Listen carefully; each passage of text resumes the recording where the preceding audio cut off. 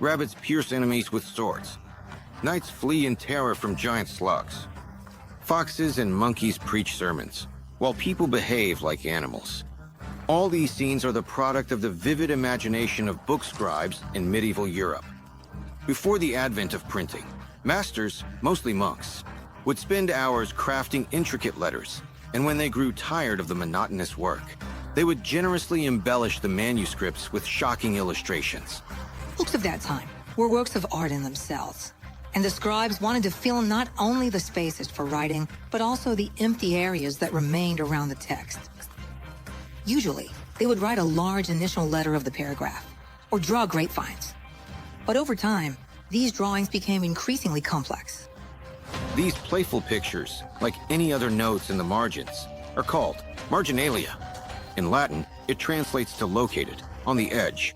There was a strict hierarchy of space on the page. That is, no one would have thought to depict a naked person riding a rabbit in the center of the page. But in the margins, they could certainly entertain themselves. Manuscripts were created by an educated class of people who knew how to joke and reference other works.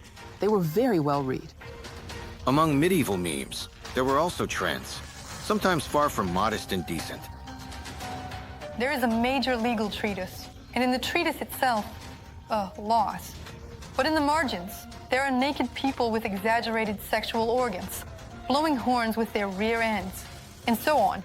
It was believed that grotesque depictions of nudity warded off evil spirits and served as talismans against ailments. They also criticized vices. The idea was that a person would see such indecency and think twice about morality. In general, visuals exist because one image can be worth 1,000 words. And so, when it comes to sin, lust, and how one absolutely should not behave, well, of course, it makes the most sense to directly depict what exactly should not be done. In later manuscripts, however, the body images carried no meaningful content at all. They were drawn simply to entertain the reader. Meanwhile, medieval nudity was not like that of the Renaissance, where the beauty of the human body was emphasized. It was, most often, humorous, sometimes even satirical, and sometimes so exaggerated that we still look at these images and wonder how such things could have been. Publicly accessible. Frequent guests in the margins of handwritten books were animals. For example, militant snails that weren't afraid to attack. Knights armed to the teeth. There is an interpretation that snails are a symbol of the slowly approaching death that cannot be overcome even by the rich and powerful. But that's just one version. According to another hypothesis, enlightened monks used fierce mollusks to mock the ostentatious bravery of knights. A knight's battle with a snail could be a distant analogy to our proverb brave. Against a sheep, but against a brave man, even a sheep. In other words, the knight is shown as a person who deliberately chooses a knowingly weak opponent.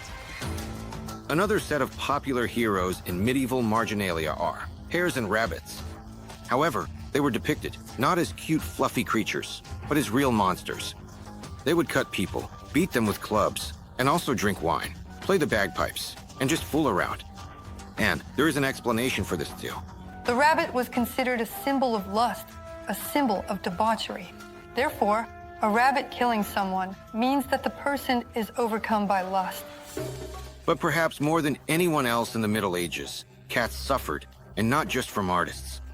The Catholic Church considered these animals to be accomplices of witches and sorcerers. And in the year 1233, Pope Gregory IX even declared cats to be the embodiment of Satan. They were mercilessly exterminated, which eventually became one of the causes of the plague epidemic. Without cats, there was no one to catch the rats that carried plague fleas. However, in the margins, cats were depicted not as terrifying monsters, but as funny and ridiculous little creatures. There is, for example, a wonderful marginalia, which I really like, where two little monkeys are playing with a cat that is lying in a crib. It's a double parody. The monkeys are pretending to be humans, and like human children, they took the cat and put it in the crib to play house with it.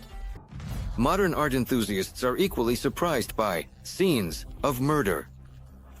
Medieval illustrators believed that a victim being struck with an axe should be depicted with a serene face, as a good Christian accepts divine providence as salvation, and therefore should depart to the afterlife with a smile.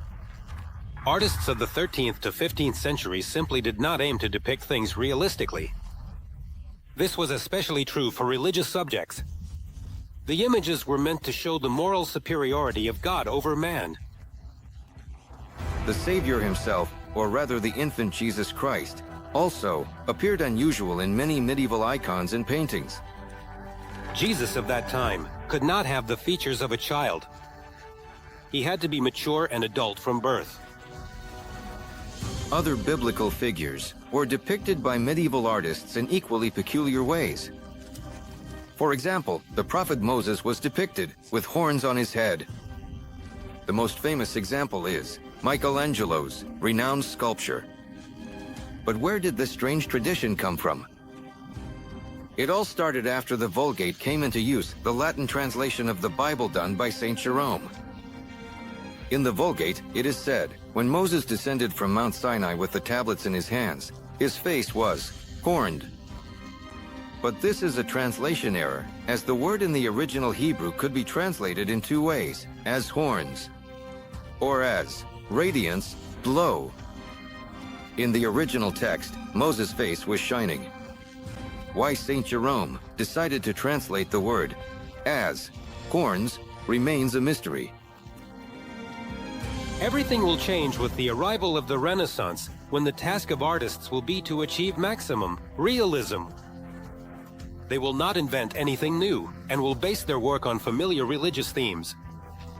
However, the same characters, Mary, Jesus, Moses, will appear much more like ordinary people here.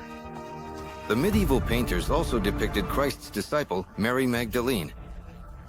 In their paintings, she was entirely covered with thick hair.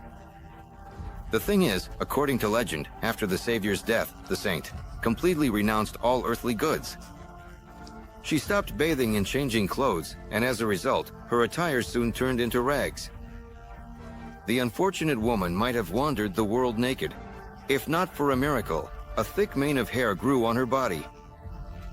Thus, naked and hairy, Mary Magdalene remained in the paintings of an entire generation of medieval artists